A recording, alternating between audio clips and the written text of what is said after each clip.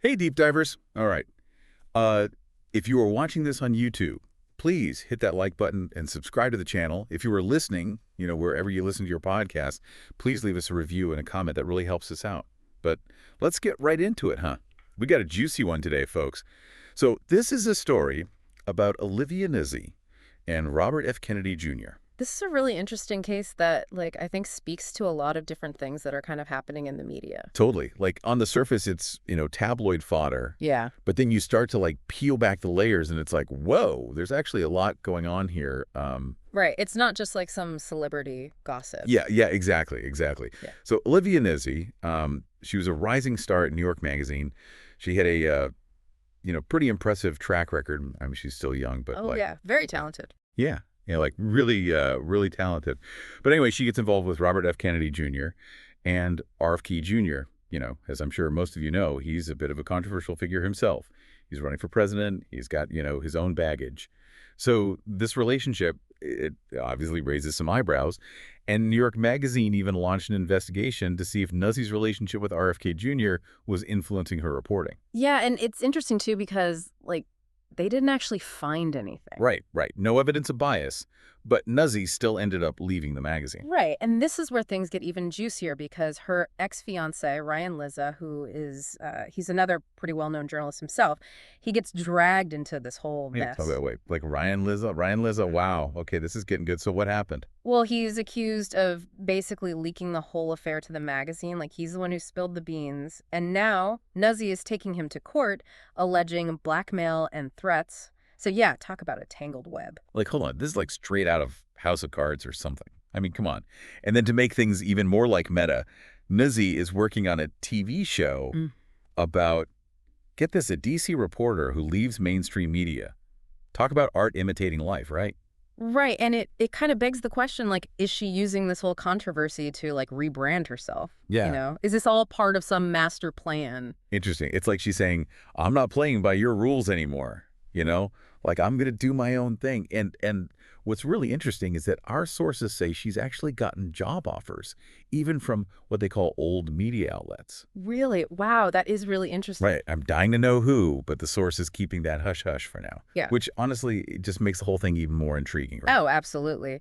It makes you wonder, though, are these outlets genuinely interested in her talent, or are they trying to, capitalize on the drama? Right. Like, are they just chasing clicks and views, or do they actually believe in, giving her a second chance? I mean, it's a good question. I guess we'll have to see how it all plays out. But, one thing's for sure, Olivia Nuzzi, she's not going down without a fight. I mean, it's a tough situation, right? On one hand, you have this really talented journalist, but on the other hand, this whole scandal has definitely, I don't know, tarnished her reputation, at least to some extent. Yeah, no, totally. It definitely makes you wonder if there's some kind of, double standard going on here, remember a few years ago when Nuzzi's ex-fiance, Ryan Lizza, was accused of, sexual impropriety? Oh, yeah, absolutely. That was a whole other scandal. And it's a really important comparison to make. I mean, Lizza was able to bounce back from that. He's got a top job at Politico now. So it does raise the question, will Nuzzi be given the same opportunity? Right. Like, are we going to hold her to a different standard than we held him? I mean, this whole situation, it kind of brings up a much bigger conversation about, scandal and redemption. As a society, do we allow people to learn from their mistakes? Or do we kind of, hold their past against them forever? It's a super complex issue, and it's not just limited to journalism. We see it in politics, we see it in entertainment, in every aspect of public life. It's what actions are deemed unforgivable, who gets a second chance, and who gets to decide all of this. Yeah, no, totally. I mean, it's where do we draw the line? And speaking of complicated situations, we can't forget about the Robert F. Kennedy Jr. element of all this. Right, exactly. This isn't just about Nuzzi's career, it's also about RFK Jr.'s political aspirations. He's still very much in the picture, talking about shaping agricultural policy in a potential second Trump administration. So it's that adds another layer of intrigue to this whole thing. Oh, for sure. It's like we're watching a political thriller unfold in real time.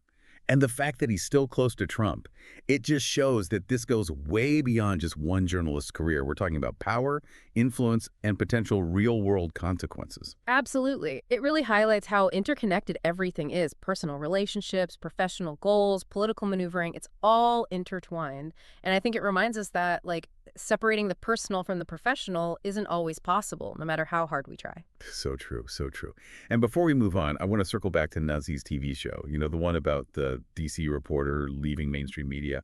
I mean, the parallels to her own life are pretty mind-blowing, right? Oh, yeah, it's almost uncanny. Like, Oh, how much of this was a deliberate strategy? How much was just like a crazy coincidence? It really makes you wonder. I guess we'll never know the full story, but it definitely shows how quickly life can change and how even the best laid plans can go completely sideways. right. It's like, what does all this mean for Olivia Nuzzi? Can she build a career outside the traditional media world? Will this scandal define her, or is it just a temporary setback? It's hard to say for sure, but if you look at the bigger picture, she's already taking steps to control her own narrative, right? Hmm. Like, she's not hiding from the public eye. She's working on her show. She's taking legal action against Liza. It seems like she's not going to let this take her down. Yeah, exactly. Yeah. She's not playing the victim. She's fighting back, and I kind of admire that about her. She's not letting this define her. She's using it as fuel to move forward. Yeah. It's a pretty powerful display of resilience. It'll be interesting to see how it all unfolds. Will she fully recover? Will her show be a hit? Will she find a new platform where she can really thrive? I guess only time will tell. For sure. For Yeah. sure. It's definitely a story we're going to keep following closely. And Deep Divers, don't forget to hit that like button, subscribe to the channel, and leave a comment with your thoughts. We want to hear what you think about this whole Olivia Nuzzi situation. Can she make a comeback? Is she being unfairly targeted? Or is there more to the story? Let us know. You know, it's kind of crazy to think about how much the media landscape has changed even in the last few years. Like, on one hand, you still have these big, powerful media companies, these, what do they call them? Old media outlets. Yeah, the establishment, right? Yes. The gatekeepers or Yeah, whatever. exactly. But then on the other hand, you have all these independent voices popping up, people like Newsy building their own platforms, reaching audiences directly, and like not having to answer to anyone. Right. And it's really interesting to see how that's shifting the balance of power. Like, traditional media is struggling to keep up in the digital age, while individuals with strong personal brands and online followings are gaining more and more influence. Totally. And I think Nipsey's story really highlights that. Like, is it possible for someone who's been basically like shut out by these traditional outlets to actually find even more success by going independent?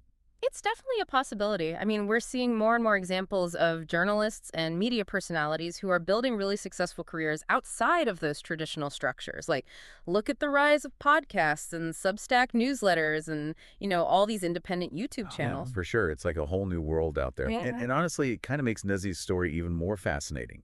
It's not just about like the gossip and the drama. It's like a case study in how the media landscape is changing and how people are finding new ways to navigate it. Absolutely. And I think it forces us to ask some really important questions like, who are the gatekeepers of information now? Is it still the editors and executives at these big media companies, or is it shifting to individuals with a strong online presence? Right. It's a question that doesn't have an easy answer. No. And it's something we're going to have to keep grappling with as this whole media landscape keeps evolving.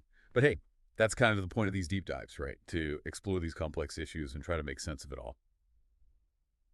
But that's all we have time for today. Deep Divers, don't forget to like and subscribe to this channel if you're watching on YouTube. If you're listening, wherever you get your podcasts, please leave us a review.